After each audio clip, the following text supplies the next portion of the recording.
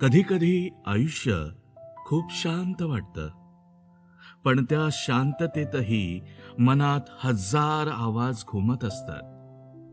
सगळ्यांसमोर हसणं सोपं असतं. सगळ्यांसमोर हसणं सोपं असतं, पण आत लपलेलं दुःख कोणालाच दिसत नाही ना.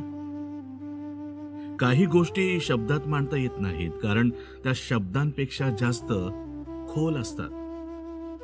आपण रोज स्वतःला सावरतो, रोज थोडं थोडं मजबूत होतो, पण तरीही कधी कधी मन थकून जातं.